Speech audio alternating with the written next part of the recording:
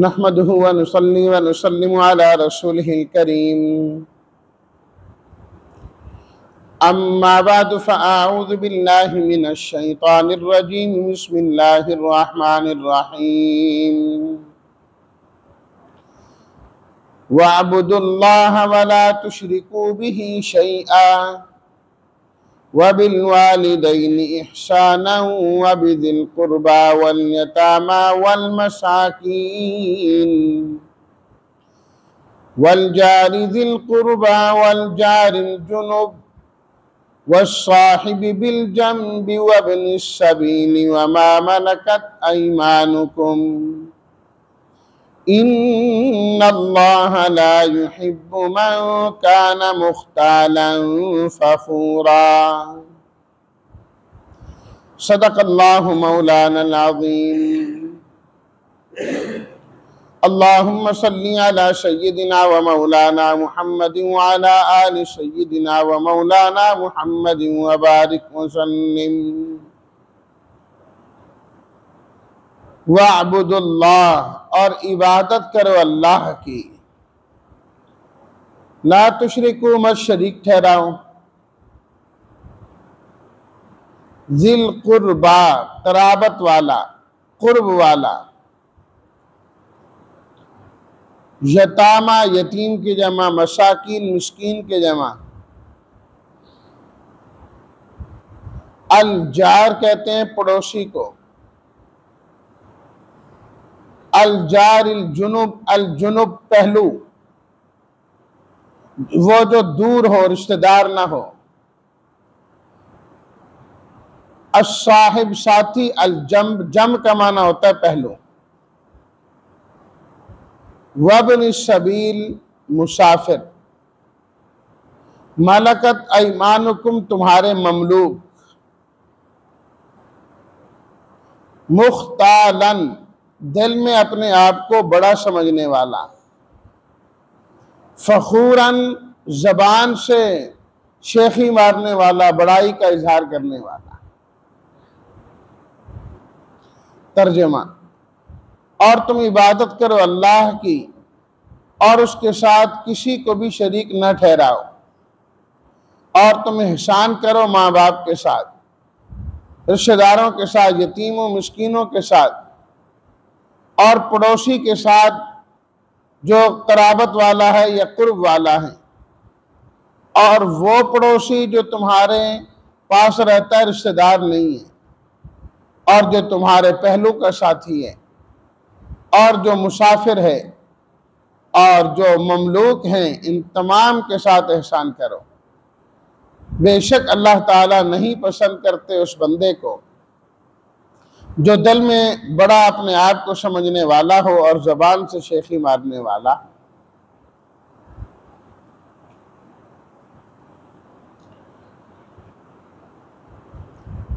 इस आयत में अल्लाह ताला ने इस्लाही चीज़ों का जिक्र फरमाया है।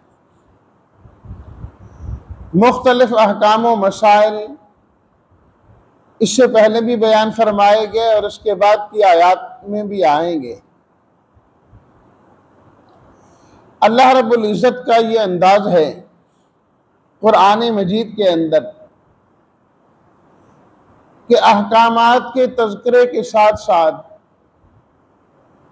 ऐसी चीज़ों का जिक्र किया जाता है जिनकी वजह से उन अहकामात पर अमल करना आसान हो जाता है, जो यूं समझिए कि असल मकसूद होते हैं। तो यहाँ पर भी औरतों के हुकूक की बात आई, निकाह की बात आई, विरासत की बात आई, बाकी मसाइल आए। तो फरमाया कि कहीं ऐसा ना हो जाओ कि इन्हीं चीज़ों के अंदर घिरे रह जाओ। विरासत किसको मिलनी है, किसको नहीं मिलनी, क्या मिलनी है, क्या नहीं मिलनी, किसका हक क्या बनता है, क्या नहीं बनता। असल मकसद की तरफ तुम्हारी तवज्जो होनी चाहिए कि अल्लाह रब्बुल इज़्ज़त ने तुम्हें इस दुनिया के अंदर भेजा किस मकसद के लिए। उस मकसद से गाफिल नहीं हो जाना। और वो मकसद क्या है? वअब्दुल्लाह वला तुश्रिकू बिही शैआ, अल्लाह की इबादत करनी है और उसके साथ किसी को शरीक नहीं ठहराना। इबादत तुम्हारी मुकम्मल होनी चाहिए। जब इबादत तुम्हारी मुकम्मल होंगी तो तुम्हारे मुआमलात और हुकूकुल इबाद भी इंशाअल्लाह मुकम्मल होंगे। जो बंदा अल्लाह का हक अदा नहीं करता वो बंदों का हक कैसे अदा करेगा?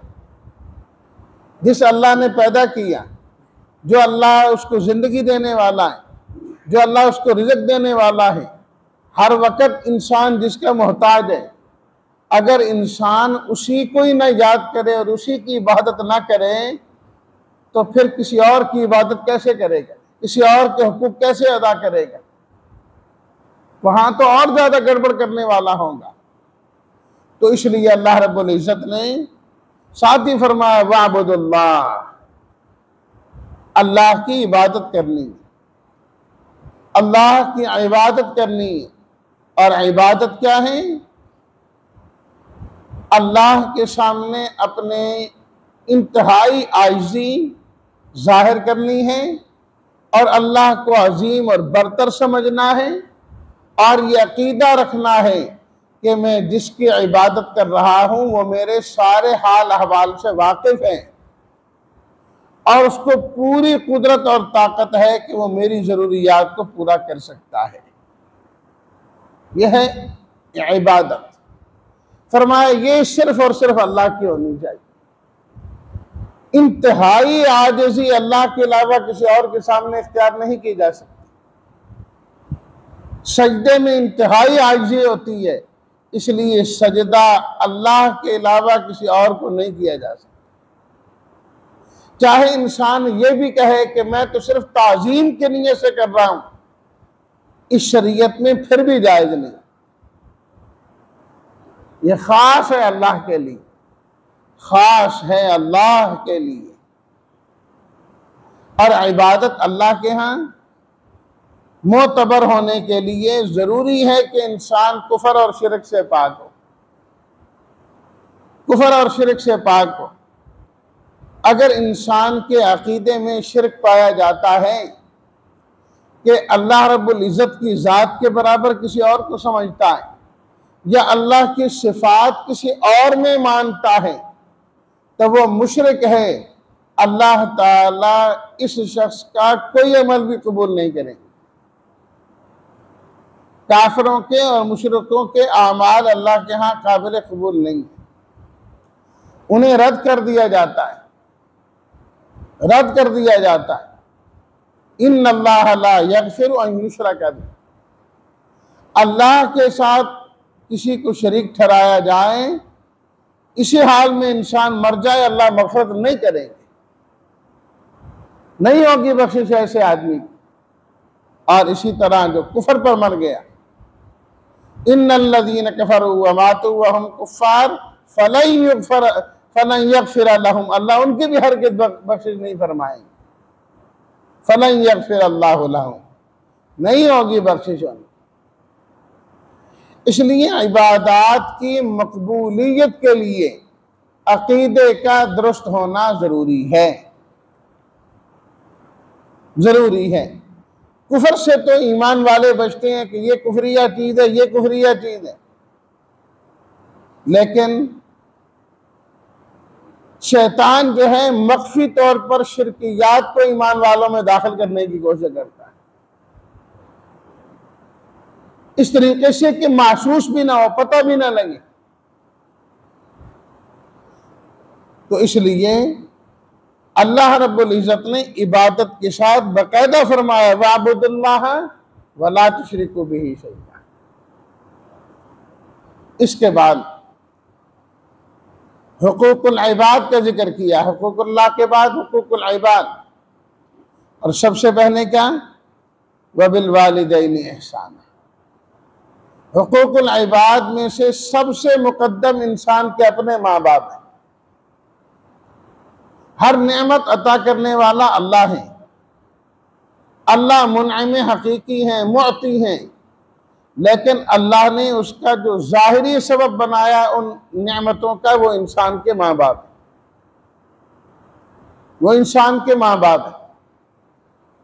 कि जो वजूद है, जाहिरी सबब तो माँ बाप बने ना इस दुनिया में आने का।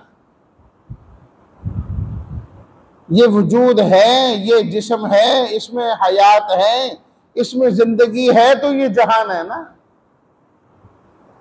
अगर यही ना हो तो फिर क्या जहान, क्या रहा? कुछ भी नहीं। इसलिए कुरान मजीद में मुख्तलिफ मकामात पर अल्लाह ताला ने अपने तज़किरे के साथ, अपनी इबादत के साथ साथ फौरन और सबसे पहली चीज जो बयान फरमाई है वो इंसान के माँ बाप है। वाबुदुल्लाह वला तुशरिकू बिही शैयन व बिल वालिदैनि इहसाना। इस तरह सूरह अल-बकरा के अंदर हम पढ़ आए हैं, वइज़ अखज़ना मीसाक बनी इसराइल। अल्लाह ताला फरमाते हैं हमने बनी इसराइल से पक्का आहद लिया था। क्या कहा? ला ताबुदून इल्लल्लाह, तुम अल्लाह के अलावा किसी की बात नहीं करोगे। व बिल वालिदैनि इहसाना, माँ बाप के साथ एहसान करो। सूरह बनी इसराइल तीसरा रुकू, व क़ज़ा रब्बुका अल्ला ताबुदू इल्ला इय्याह, तेरे रब ने फैसला कर दिया कि इबादत अल्लाह के अलावा किसी की नहीं। वह बिल वालिदैनि इहसाना, माँ बाप के साथ अच्छा से, खास तौर पर जब वो बूढ़े हो जाएं, फरमाया फिर तो उनका और ज्यादा ख्याल रखना है।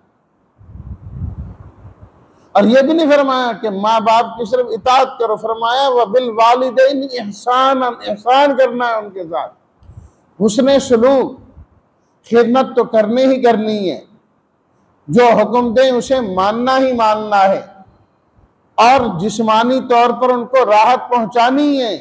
एहसान के अंदर ये भी शामिल है कि कोई ऐसा जुमला नहीं कहना जिससे उनको तकलीफ होती हो,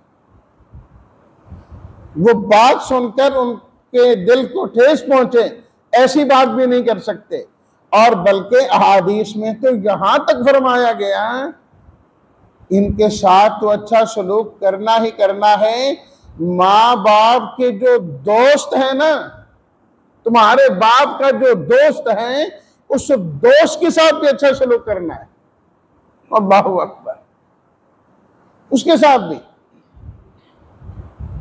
और बल्कि एक रिवायत में फरमाया कि माँ बाप के साथ अच्छे सलूक में यह भी शामिल है कि उनके फौत होने के बाद उनके दोस्तों के साथ अच्छा बर्ताव किया जाए और ताल्लुक रखा जाए।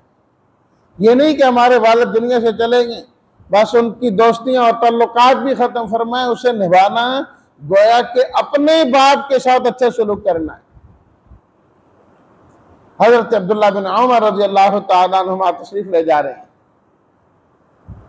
रास्ते में उनको एक देहाती मिल गया। हजरत अब्दुल्लाह बिन उमर रज़ियल्लाहु ताला अन्हुमा ठहरे, अपनी सवारी भी उसको दे दी और अपनी पगड़ी जो सर पे रखी थी वो भी उतार के उसको पहना दी और वापस आ गए। साथ जो शख्स थे कहने लगे कि वो देहाती सा आदमी है, अगर आपने उसको कुछ देना था तो कुछ थोड़ा बहुता दे देते हैं। आपने तो अपनी दस्तार मुबारक भी दे दी, पगड़ी भी उसी को दे दी और सवारी भी उसी को दे दी। फरमाया कि आपको पता नहीं है, ये शख्स मेरे वालिद हजरत उमर का दोस्त है और बाप के दोस्त के साथ अच्छा सलूक करना अपने बाप के साथ ही अच्छा सलूक करना है। मैंने ये सवारी और ये पगड़ी किसी और को नहीं दी, गोया कि मैंने तो अपने ही बाप को दी है, इसलिए मैंने अच्छा सलूक किया इसके साथ।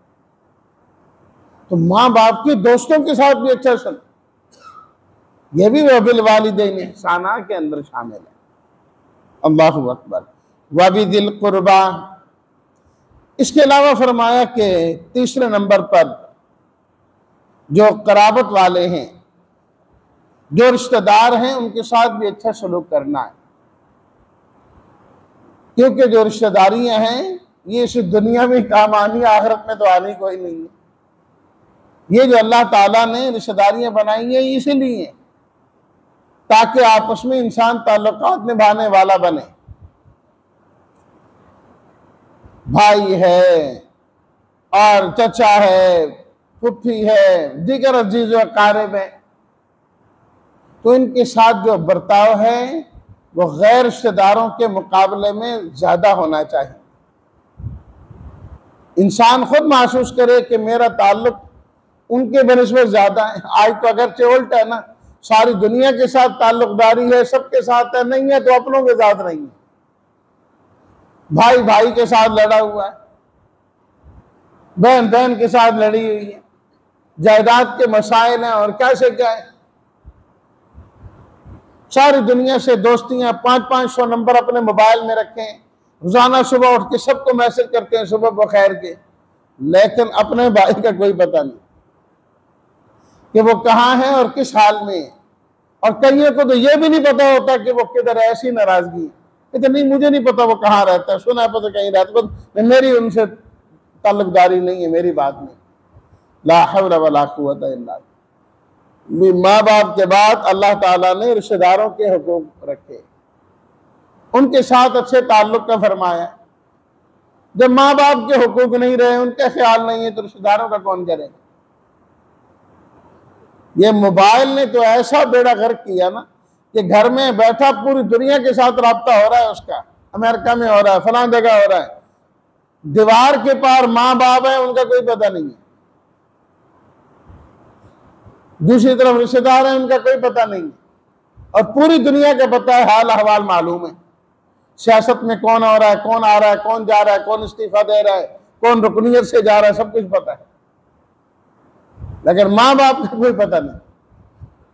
वबिज़िल कुर्बा वल यतामा, अल्लाह अकबर, फरमाया कि रिश्तेदारों के साथ साथ जो यतीम है ना, बचपन में जिनका वालिद चला गया इस दुनिया से, वो भी तुम्हारे एहसान के बड़े मुस्तहिक हैं, वो भी बड़े मुस्तहिक हैं, और इस पर भी हम पहले तफसीली बात कर चुके हैं। वल मसाकीन, अल्लाह ताला ने तुम्हें साहिब हैसियत बनाया, तुम्हें माल अता किया, जब मिस्कीन तुम्हें मिल जाए, नजर आ जाए, रहम खाया करो उस मिस्कीन पर, और कोशिश किया करो कि तुम्हारी जानिब से उसके साथ भी अच्छा सलूक हो। जो उसकी ज़रूरियात तुम पूरी कर सकते हो, पूरी कोशिश करके उसकी ज़रूरियात को पूरा करो। चाहे उसकी 100 ज़रूरियात में से तुम एक या आधी ज़रूरत पूरी कर सकते हो, उतनी तो करो ना। और अगर अल्लाह ने आपको इतनी इस्तिताअत दी है कि आप उसकी 100 की 100 पूरी कर सकते हैं, तो 100 की 100 पूरी करो। अल्लाहु अकबर। ये कोई कम शान और फजीलत नहीं है। नबी करीम सल्लल्लाहु अलैहि वसल्लम ने फरमाया, अल्लाह ताला क़यामत के दिन फरमाएंगे, ऐ मेरे बंदे, मुझे भूख लगी थी, मुझे प्यास लगी थी, मुझे तो लिबास की जरूरत थी, तूने तो मुझे दिया ही नहीं, खिलाया ही नहीं, पिलाया ही नहीं।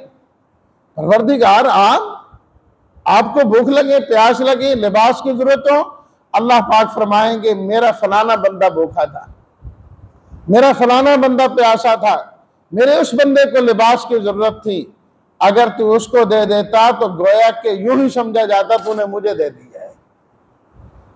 मिस्कीन को देना, अल्लाह अकबर, इंसान रब का हुक्म समझ कर दे तो अल्लाह ताला फरमाते हैं गोया कि वो मुझे ही दे रहा होता है, क्योंकि अल्लाह के इस बंदे के साथ वो एहसान कर रहा है। वल जारि ज़िल कुर्बा, फरमाया इसी तरीके से जो रिश्तेदार है उसके भी हुकूक हैं, और जो पड़ोसी है, ज़िल कुर्बा तो पहले आ गए, वल जारि ज़िल कुर्बा, तुम्हारे साथ रहते हैं, पड़ोस में, कुर्ब में रहते हैं। फिर पड़ोसी आगे मुख्तलिफ किस्म के हैं। बाज़ पड़ोसी वो हैं जो आपके पास भी रहते हैं, आपके रिश्तेदार भी हैं और मुसलमान भी हैं, तो उसके तो 3 हक हैं, इस्लाम का हक भी है, रिश्तेदारी का हक भी है, और पड़ोस का हक भी है। और एक पड़ोसी वो है जो मुसलमान भी है, करीब भी रहता है, रिश्तेदार नहीं है। 2 हक हैं उसके, एक इस्लाम का हक है और एक पड़ोस का हक है। और एक पड़ोसी वो होता है जो करीब तो रहता है लेकिन मुसलमान नहीं है, उसका भी पड़ोस का हक है अगर ते वो मुसलमान नहीं। मुर्तद की और बात है, काफिर की बात की जा रही है। पड़ोसी का हक उसका भी है, जो कलमा नहीं पढ़ता, जो मुसलमान नहीं, उसका भी ख्याल करना है। जो मुमकिन हो सके उसके साथ भी तावन करना है। मुर्तद हो तो फिर ताल्लुकदारी जायज नहीं है, उससे मना फरमा दिया गया है। अल जुनुब इसलिए फरमाया, वह साहिब बिल जंबी, और फरमाया कि जो तुम्हारे पहलू के अंदर साथी हैं उसका भी ख्याल किया करो, एहसान करो। अल्लाहु अकबर, एक जगह इकट्ठे मुलाजमत करते हो, वो तुम्हारे साथ रोजाना उठता बैठता है, फरमाया वो भी इसका मुस्तहक है कि तुम उसके साथ अच्छा ताल्लुक रखो। एहसान का मामला वहां पर भी होना चाहिए। बीवी जो है पूरी जिंदगी के लिए तुम्हारा साथी है पहलू का, उसके साथ अच्छा सलूक होना चाहिए।